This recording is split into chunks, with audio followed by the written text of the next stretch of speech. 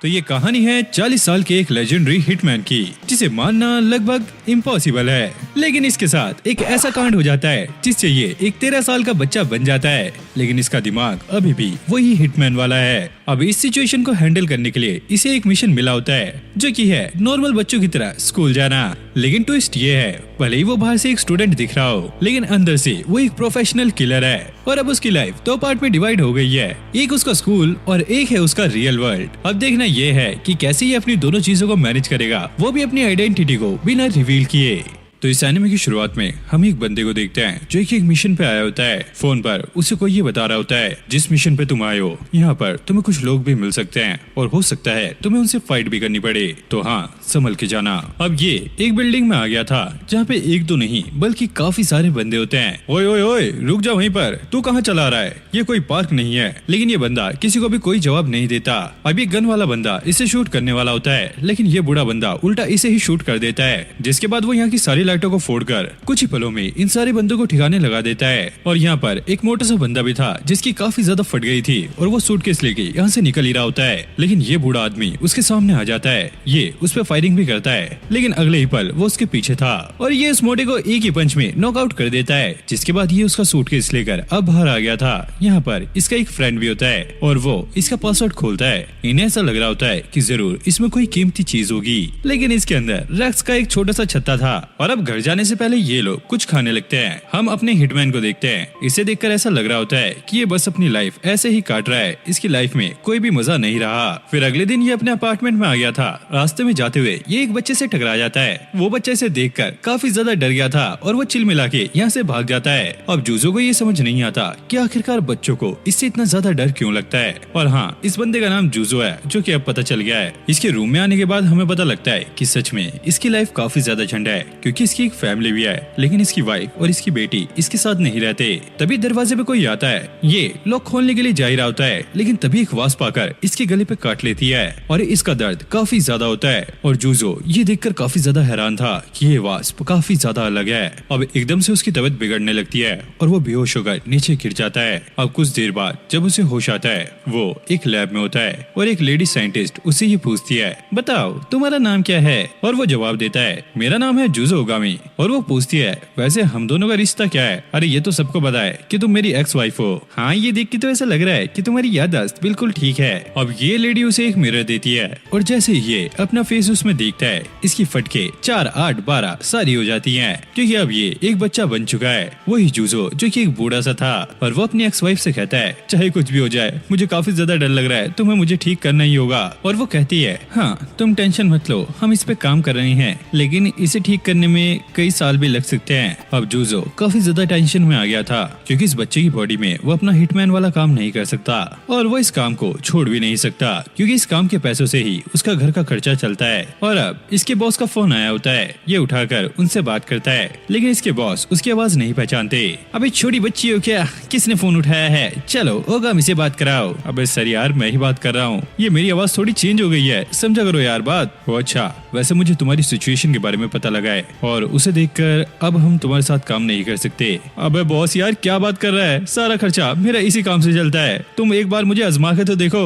अच्छा ऐसी बात है तो ठीक है, मैं तुम्हें एक नई असाइनमेंट दे रहा हूँ, अगर तुमने इसमें अच्छा करा तो हम तुम्हें काम से नहीं निकालेंगे। और अब भाई ये काफी ज्यादा खुश हो गया था, क्योंकि इसका बॉस इसे जॉब से नहीं निकाल रहा है। लेकिन जब इसे असाइनमेंट का पता लगता है तो इसकी सिट्टी विट्टी गुल हो जाती है। इसके बॉस ने एक मिशन दिया होता है कि इसकी बेटी को एक स्कूल में एडमिशन लेना है, लेकिन वो चाहते हैं कि पहले ओगामी यानी कि जूजो उस स्कूल में एडमिशन ले और चेक करे कि क्या वो स्कूल इसकी बेटी के लिए परफेक्ट है, क्या वो वहाँ पे सेफ रहेगी। लेकिन भाई ओगामी इस चीज के लिए रेडी नहीं था। उसके तो यहाँ पे पसीने छूटने लगते हैं, क्योंकि इसने तो खुद ही अपना स्कूल पूरा नहीं किया था और अब इसे दोबारा से स्कूल जाना होगा। और इसकी वाइफ इससे पूछती है, क्या सच में अब तुम स्कूल जाओगे? लेकिन तुमने तो अपना स्कूल को पूरा भी नहीं किया था। और भाई ये बंदा स्कूल इसलिए भी नहीं जाना चाहता क्योंकि इसकी दोस्ती बच्चों से नहीं होती, बल्कि ये अपने से बड़े लोगों से जल्दी दोस्ती कर लेता है। और जूजो ओगामी ये कहता है, एक मिडिल क्लास इंसान के पास ज्यादा चॉइस नहीं होती, उसे बस पैसे कमाने के लिए वही घिसा पिटा काम करना पड़ता है। तो अब मुझे स्कूल जाना ही होगा। अब स्कूल जाने के लिए ओगामी के दोस्त ने उसे एक चश्मा दिया होता है, जिसके थ्रू वो उसे देख सकता है और सारी बातें सुन सकता है, और ये लोग आपस में भी बात कर सकते हैं। और अब ये स्कूल में आ गया था, जहाँ पर काफी सारे बच्चे होते हैं। अब स्कूल में प्रिंसिपल सभी बच्चों का यहाँ पे स्वागत करते हैं, जिसके बाद एक एक करके सभी बच्चे यहाँ पे अपना इंट्रोडक्शन दे रहे होते हैं। और अब बारी आई थी जूजो की,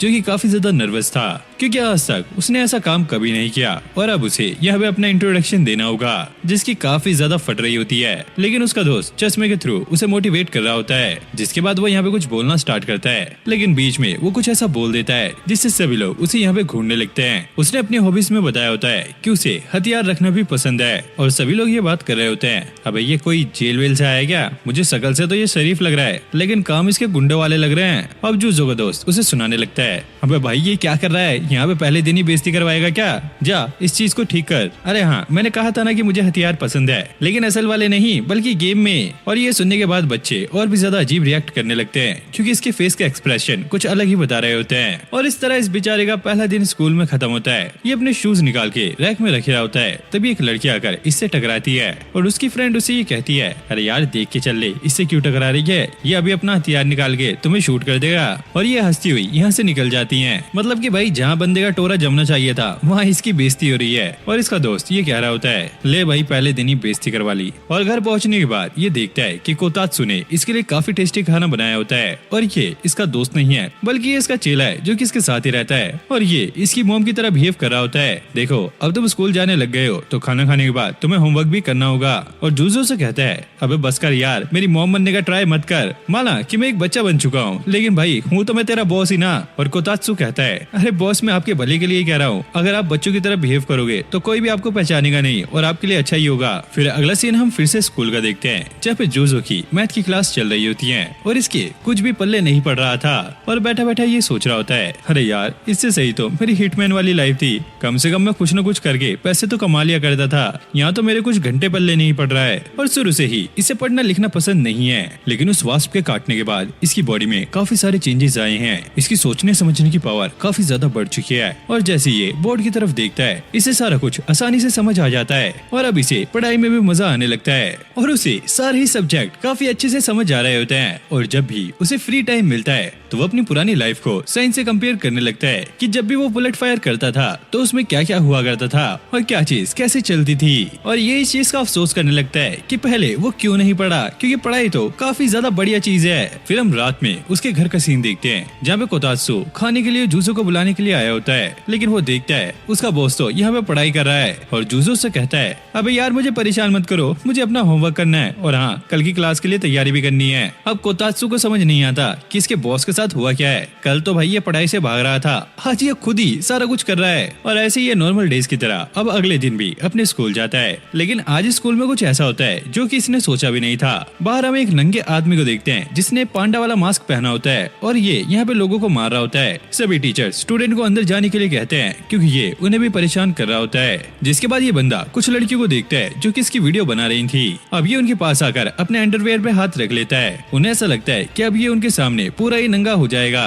वहीं जूजो और उसका दोस्त ये सारा कुछ देख रहे होते हैं और ये वही लड़कियां थी जिन्होंने जूजो का मजाक बनाया होता है। कोतात्सु उसे मना करता है कि तुम्हें इनकी हेल्प नहीं करनी, इन्हें ऐसे ही रहने दो। लेकिन भाई वो बंदा ठरकी इनके सामने गलत गलत हरकतें कर रहा होता है। अरे इनकी बराबर की तो मेरी लड़कियां हैं, मुझे इनकी हेल्प करनी ही होगी। वो उस बंदे के सामने एक बॉक्स फेंकता है और 3-4 बुलेट वहाँ पे फायर कर देता है, जिससे यहाँ पे धुआं हो गया था। और फिर वो उसके जाके एक जोरदार पंच मारता है, लेकिन इससे इस बंदे को कुछ भी नहीं हुआ होता क्योंकि जूजो अब एक बच्चे की बॉडी में है, तो भाई यहाँ पे उसे थोड़ा बहुत तो जोर लगाना पड़ेगा।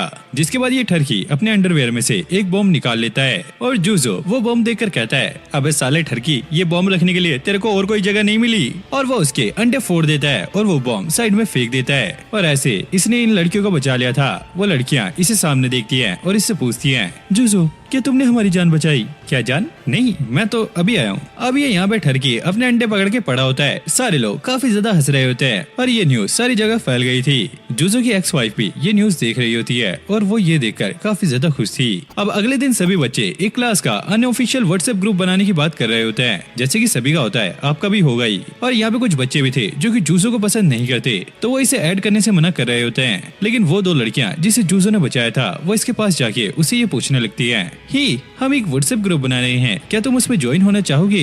लेकिन जूजो सोचता है, अब यार इनको ज्वाइन करके मैं क्या करूंगा, वैसे भी मैं इनसे बात कहाँ करूंगा। लेकिन फिर भी वो उनका मन रखने के लिए हाँ बोल देता है। अब जैसे वो घर जाता है, वो देखता है कि फोन पे काफी सारी नोटिफिकेशन आई हुई है और सारे लोग यहाँ पे बातें करने में लगे हुए हैं और वो काफी ज्यादा परेशान हो गया था। और वो अपने दोस्त से कहता है, अब यार इसे किसी तरीके से बंद कर वरना मैं इसे फोड़ दूंगा।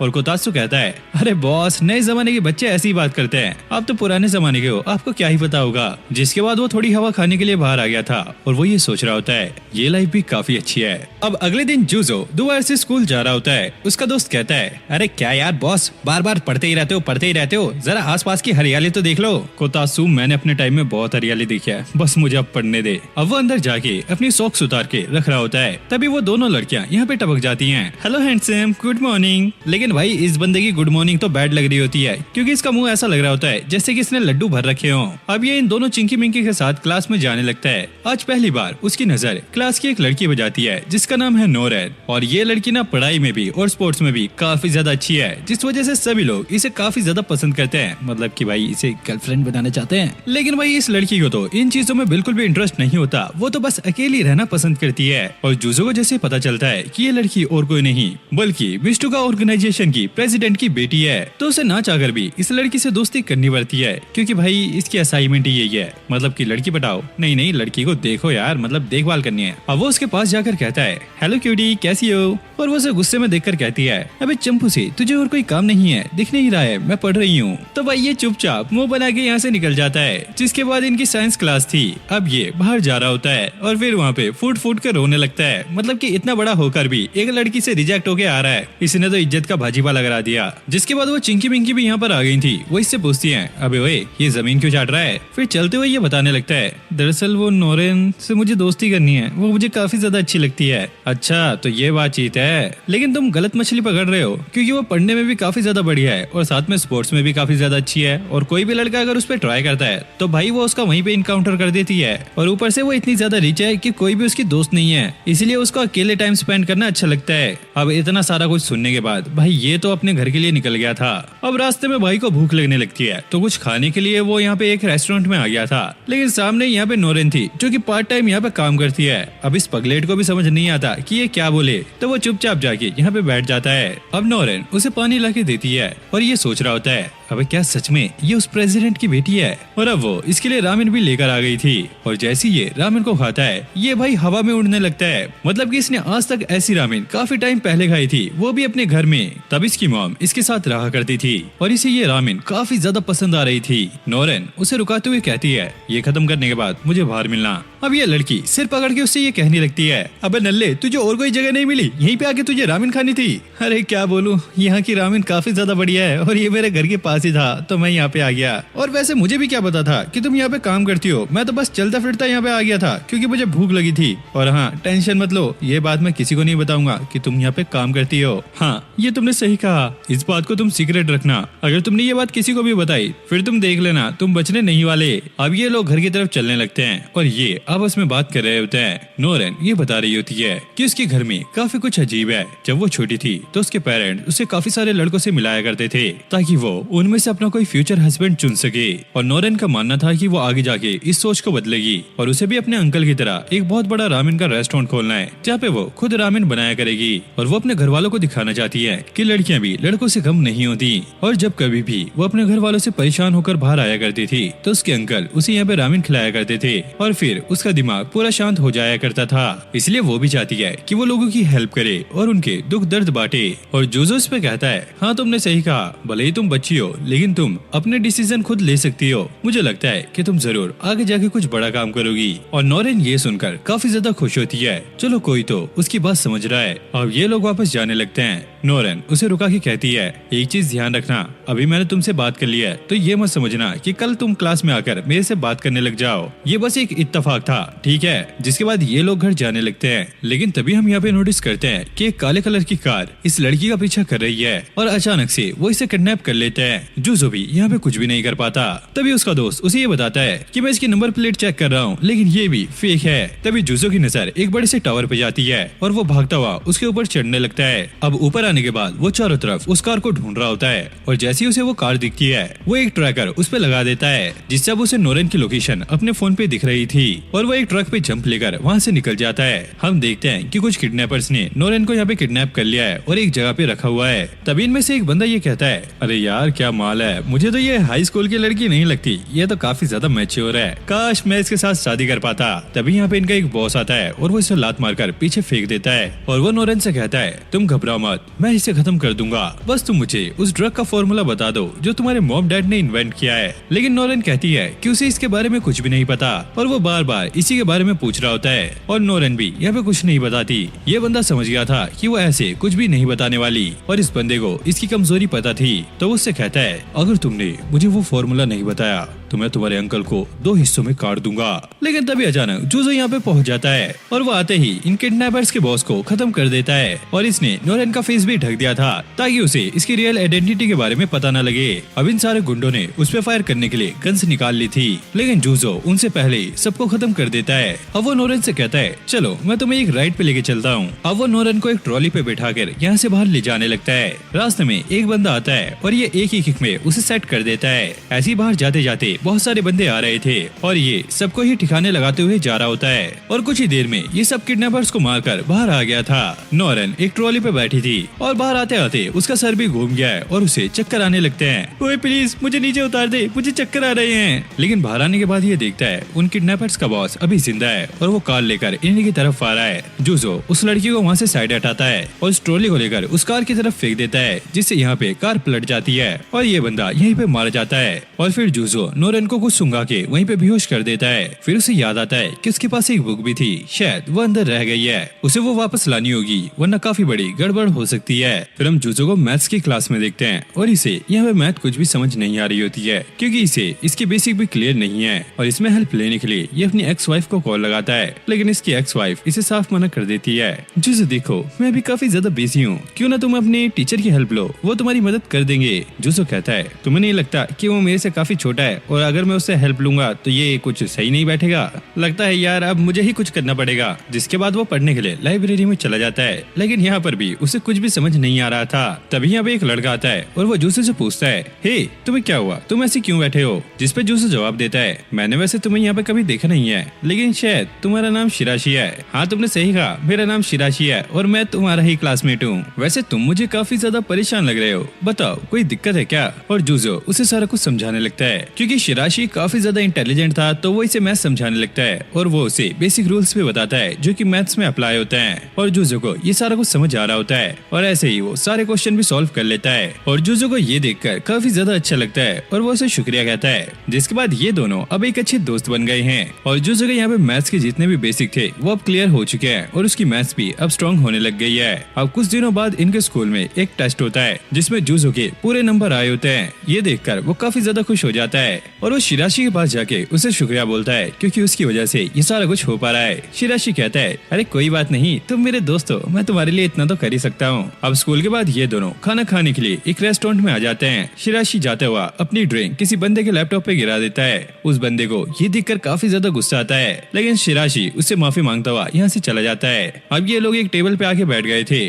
और क्या ऑर्डर करना है ये सोच रहे होते हैं। शिराशी यहाँ पे जूजो को बता रहा होता है कि उसकी लाइफ कैसी थी। दरअसल जब वो छोटा था तो उसकी मॉम तभी गुजर गई थी। उसके बाद उसकी दादी ने ही उसकी देखभाल की है, लेकिन अब वो भी बूढ़ी हो रही है। लेकिन ये चाहता है कि इसके पास कुछ ऐसे लोग रहें जो कि इसकी केयर भी करें और इसे पसंद भी हो। तभी पीछे से वो बंदा आकर इनकी बेइज्जती करने लगता है। अबे तुम दोनों ढक्कन हो क्या बातें कर रहे हो? ऐसा आज के टाइम में कुछ भी नहीं होता, सब भाई सेल्फिश हैं, सारे अपने काम में लगते हैं, कोई तेरे पास आके तेरी केयर नहीं करेगा, ठीक है समझ गया तू? ये सुनकर जूजो को काफी ज्यादा गुस्सा आता है। मेरा मन तो कर रहा है कि मैं इसके दांत तोड़ दूं। शिराशी उसे शांत कराता है, नहीं रुको। लेकिन ये बंदा भाई जूजो की भी बेइज्जती करने लगता है। अबे वो डबल बैटरी तेरी अभी चार्ज कर दूंगा यहीं पे। अब ये सुनकर शिराशी को गुस्सा आ जाता है और वो खड़ा हो जाता है। अबे वो सुन, चुप हो जा 7वीं फेल, वरना मैं तेरे मुंह पे पेशाब कर दूंगा। अब भाई ये दोनों यहाँ पे लड़ रहे होते हैं। सभी लोग इन्हें देख रहे थे क्योंकि एक फैमिली रेस्टोरेंट होता है और यहाँ पे बैठे हुए सभी लोग इस बंदे को ही सुनाने लगते हैं। पता नहीं ये कैसा छपरी है। मारो इसके 2 थप्पड़ दो इसके। ये अपने आप को तेरे नाम समझ रहा है क्या? इतनी बेइज्जती सुनने के बाद इस बंदे को यहाँ से जाना पड़ता है। अब शाम होने के बाद ये दोनों यहाँ से जा रहे होते हैं और इन्होंने मस्त खाना खा लिया होता है। तभी हम उस छपरी को देखते हैं जो कि साइकिल लेकर इनका पीछा कर रहा होता है। जूजो अपने बैग से एक कंपास निकालता है और इसकी साइकिल में फेंक के मारता है। इससे इसकी साइकिल का टायर यहाँ पे अटक जाता है और ये बंदा उड़ता हुआ सीधा पानी में जाके गिरता है। ये सुनकर शिराशी कहता है, क्या पानी में कुछ गिरा है? जूजो कहता है, अरे कुछ नहीं, ये तो बस एक किसी ने पत्थर फेंका है। फिर हम जूजो का पास्ट का सीन देखते हैं जहाँ पर वो अपनी बेटी से बात करने की ट्राई कर रहा होता है, लेकिन तभी अचानक उसके बॉस का फोन आता है और उसे काम के लिए यहाँ से जाना पड़ता है। फिर प्रेजेंट में जूजो अब सो रहा होता है। उसे ये सपना आ रहा था कि वो अपनी बेटी से बात कर रहा है, लेकिन जैसे उसका दोस्त इसके रूम में एंटर करता है वो देखता है इसका रूम काफी ज्यादा गंदा है, मतलब कि चारों तरफ किताबें और कचरा ही भरा पड़ा है। और कोतात्सु अपने बॉस से कहता है, बॉस ये क्या हालत बनाई हुई है, इससे अच्छे तो जानवर रहते हैं। और भाई जूजो उसे ऐसा जवाब देता है कि ये बंदा भी सोच में पड़ जाता है। वो बोलता है, अबे यार ये काम मर्दों के नहीं है, ये सारा कुछ तो बस औरतें करती हैं। और कोतात्सु सोचता है औरतों के काम है सफाई करना और मैं क्या कर रहा हूँ, मतलब कि क्या मैं भी एक औरत? तो क्या आप ये कहना चाह रहे हो कि मैं भी एक औरत हूँ? अब जूजो स्कूल आ गया था। वो देखता है कि यहाँ पे सारे के सारे बच्चे कोई ना कोई क्लब ज्वाइन कर रहे हैं, जिसके बाद वो शिराशी के पास आता है और वो उसे काफी सारे क्लब्स दिखाता है। शिराशी उसे सजेस्ट करता है कि तुम्हें हाउस होल्ड वाला क्लब ज्वाइन करना चाहिए, इससे तुम घर के काम भी सीख जाओगे। और जूजो यहाँ पे फिर से वही बात बोलता है, अरे ये काम मेरे बस के नहीं है, ये काम तो सारे लड़कियों के हैं। तभी यहाँ पे शिराशी की बहन आ जाती है और वो कहती है, क्या तुम मेरे क्लब की बात कर रहे हो? हाँ, मैं उसमें काफी कुछ सिखाती हूँ, जैसे घर में कैसे काम करना है और क्या क्या काम करना है। और शिराशी की बहन इस क्लब की प्रेसिडेंट थी, तो वो जूजो के सामने ऐसी शर्तें रख देती हैं जिसे ना चाहकर भी उसे इस क्लब में जाना पड़ता है। उसने सीधा बोल दिया था, अगर तुम्हें मेरे भाई का दोस्त रहना है तो तुम्हें इस क्लब को ज्वाइन करना होगा और जो मैं कहूंगी वो सारा काम करना होगा।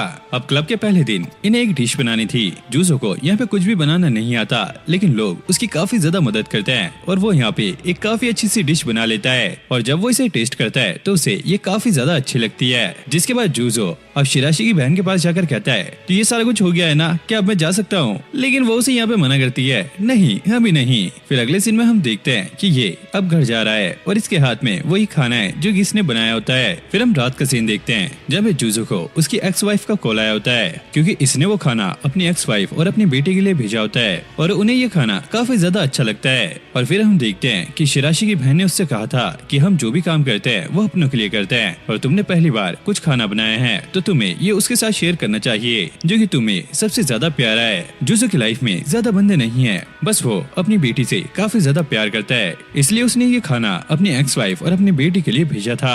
और उसकी बेटी भी उसे थैंक्स बोलती है क्योंकि उसे ये खाना काफी ज्यादा अच्छा लगा होता है। जूजो भी काफी ज्यादा इमोशनल हो गया था। और अब अगले दिन स्कूल आने के बाद वो सबसे पहले यहाँ पे क्लब ज्वाइन करने का फॉर्म भर के शिराशी की बहन को दे देता है और वो ये देखकर काफी ज्यादा खुश होती है। और उसे स्कूल में नोरन भी मिलती है। ये उससे बात करने का ट्राई कर रहा होता है, लेकिन वो इसे साफ मना कर देती है। मैंने तुम्हें समझाया था ना कि तुम्हें मुझसे बात नहीं करनी, हमारे बीच में कुछ नहीं हुआ है, ठीक है? और कोतात्सु भी कहता है, बॉस आपने तो इस लड़की के सामने अपनी बेइज्जती पे बेइज्जती कराई हुई है। अब कोतात्सु के लैपटॉप पर एक नोटिफिकेशन आई होती है जिसे देखकर वो काफी ज्यादा शॉक हो जाता है। जूजो भी पूछता है, अब यार क्या हुआ है, मुझे भी तो बताओ। और कोतात्सु उसे ये बताता है, बॉस अगर आपको सारा कुछ ठीक करना है तो आपको नोरेन से शादी करनी होगी। अब ये क्या बक रहा है, तुझे पता भी है मैं एक 40 साल का बुढ़ा हूँ और मेरी एक्स वाइफ भी है, एक छोटी बच्ची भी है, और मैं कैसे इस जवान लड़की से शादी कर लूं? क्या तेरा दिमाग ठिकाने पे है? और कोतात्सु कहता है, हाँ बॉस हाँ बॉस, मैं सारा कुछ समझ रहा हूँ, लेकिन अगर आपको ठीक होना है तो ये तो करना ही पड़ेगा। और क्या आपको याद है कि उस किडनैपर के बॉस ने भी कहा था कि नोरेन के पास शायद कुछ ऐसा ड्रग है जिससे आप शायद ठीक हो सकते हो, तो आपको उससे शादी करनी होगी। लेकिन वही जूसो यहाँ पे टालता हुआ कहता है,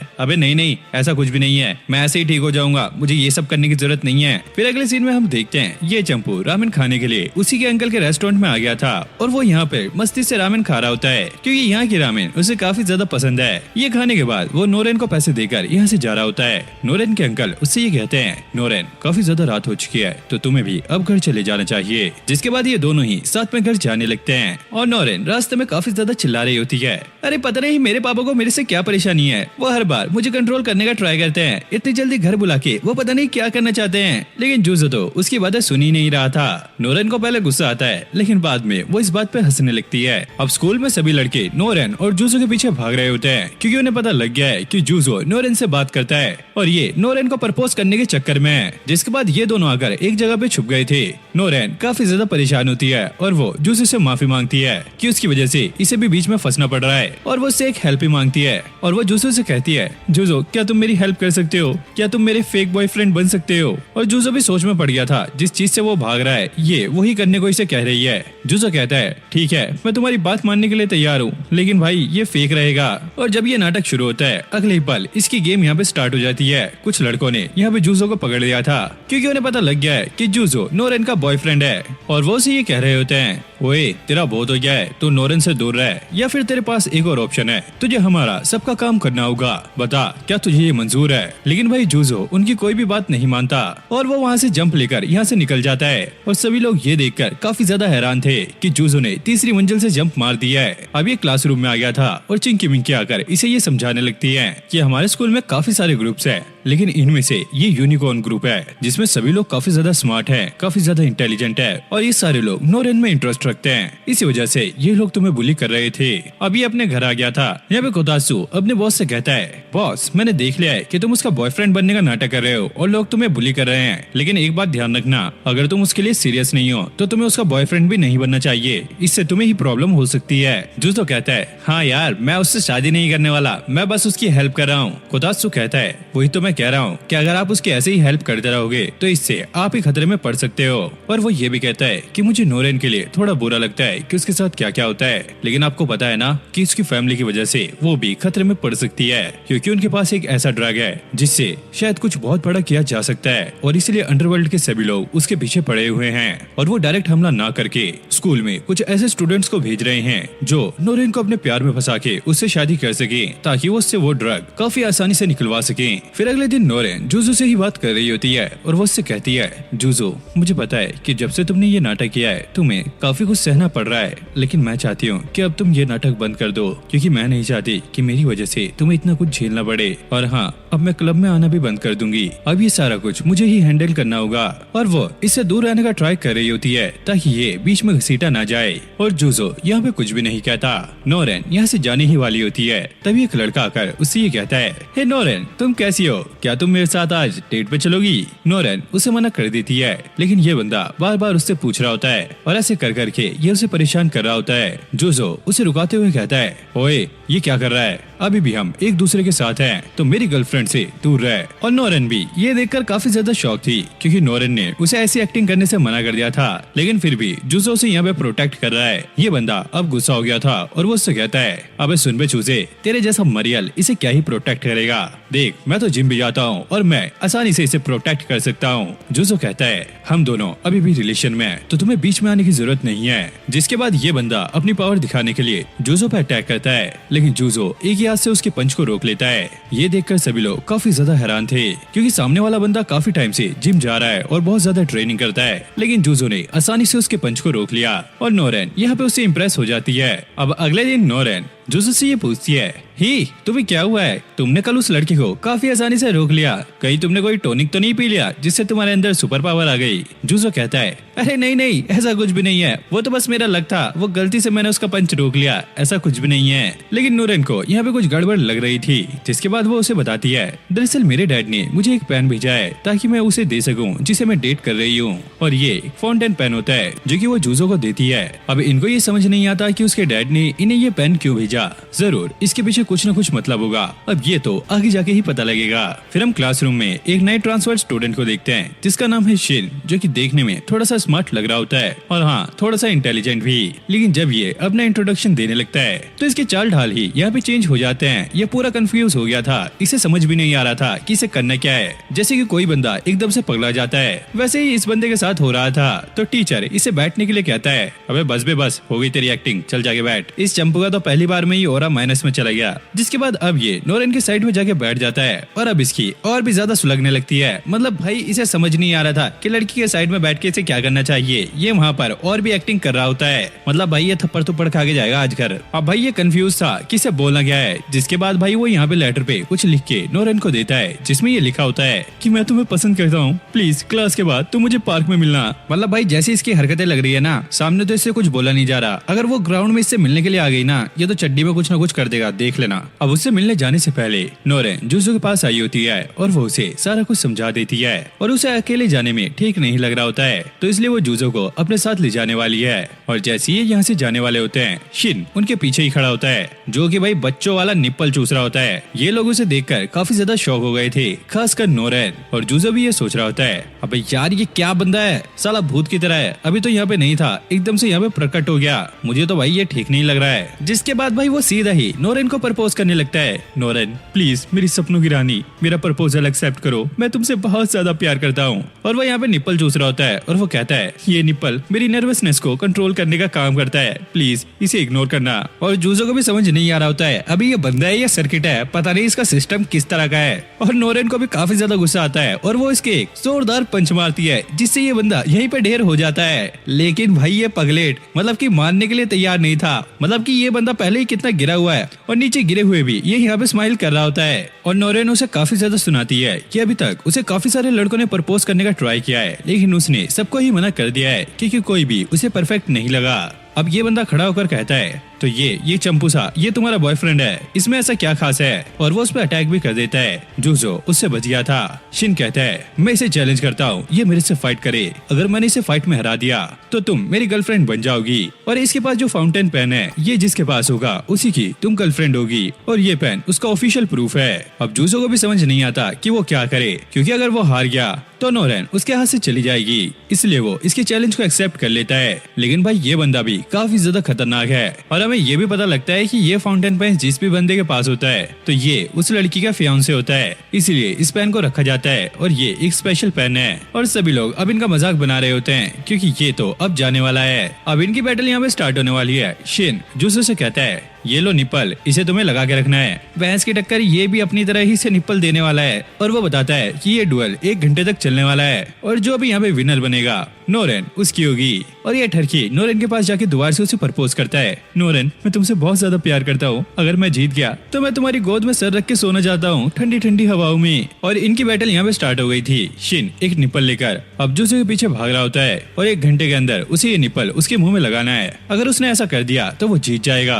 और अगर जूजो उससे बच गया और निप्पल उसके मुंह में नहीं लगा तो जूजो यहाँ पे जीत जाएगा। शिन भाई काफी ज्यादा तेज होता है, लेकिन जूजो भी उसके सारे अटैक से डॉज कर रहा होता है। और ये भाई बहुत ज्यादा तेज था। जूजो काफी तेज भाग रहा होता है, लेकिन ये उसी का पीछा कर रहा होता है और इसके अटैक भी काफी ज्यादा खतरनाक थे। लोग भी ये देखकर काफी ज्यादा शौक थे कि ये दोनों एक लड़की के पीछे पागल हो गए हैं। कभी ये क्लास में जाते तो कभी ये बाहर लड़ते और ऐसे ही ये उसका पीछा करते हुए एक रूम में आ गया था। यहाँ पे भी वो उसके मुंह में निप्पल डालने का सोच रहा होता है, लेकिन ये एक मूर्ति के मुंह में डाल देता है। जिसके बाद ये अब एक और रूम में आ गए थे। वही शिन इसका पीछा नहीं छोड़ रहा होता है, वो लगातार इस पे अटैक कर रहा होता है, लेकिन जूजो भी काफी ज्यादा तेज था। शिन उससे ये कहता है, नोरेन से मैं तुमसे ज्यादा प्यार करता हूँ, मेरी फीलिंग तुमसे ज्यादा स्ट्रॉन्ग है। तुम्हें क्या लगता है कि तुम्हारी फीलिंग नोरेन के लिए ज्यादा स्ट्रॉन्ग है? अब भाई जूजो ये सुनकर सोचने लगता है, अबे ये क्या कह रहा है, मैंने तो ऐसा कभी सोचा ही नहीं है और नोरेन को मैंने कभी गर्लफ्रेंड बनाने के बारे में सोचा भी नहीं था। मेरी तो एक एक्स वाइफ है और एक बच्ची है जो कि इसी की एज की है, मैं ऐसा कैसे सोच सकता हूँ, ये तो गलत होगा। फिर हम बाहर का सीन देखते हैं। अब टाइम यहाँ पे खत्म होने वाला है। अब ऐसे ये लड़ते हुए बाहर आ गए थे। सभी लोग ये देख रहे होते हैं कि अभी तक जूजो यहाँ पे सेफ है। भाई शिन उस पर दोबारा अटैक कर रहा होता है। इस बार तो उसने एक ट्रैप बनाया होता है। सभी लोग ये देखकर काफी ज्यादा हैरान थे कि जूजो इस बार फंसने वाला है। काफी सारे निप्पल उसकी तरफ आ रहे होते हैं। जूजो जंप लेकर उससे बचता है, लेकिन यहाँ पे एक ट्रैप भी था जिसमें शिन उसे फंसा लेता है। उसके हाथ यहाँ पे बन गए थे और एक निप्पल उसकी तरफ काफी तेजी से आ रहा होता है, लेकिन तभी अचानक यहाँ पे एक थ्रेड बीच में आ जाता जाती है, जिसकी मदद से ये निप्पल यहीं पे रुक जाता है और टाइम भी यहाँ पे एंड हो जाता है। यानी कि जूजो इस चैलेंज को जीत गया है। और फिर शिन को यहाँ पे समझ आता है कि आखिरकार हुआ क्या था।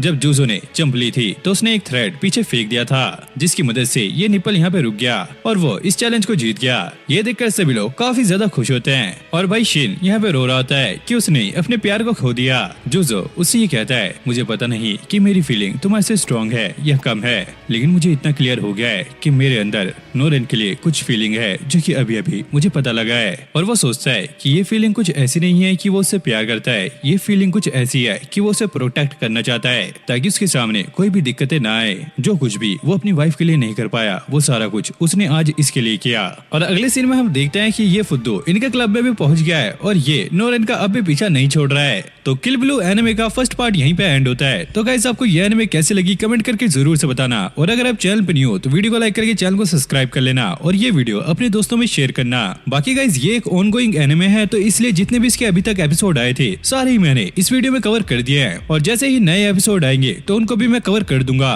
बाकी आप ऐसे ही सपोर्ट दिखाते रहो। मैं मिलता हूँ नेक्स्ट वीडियो में, तब तक के लिए okay take care bye bye.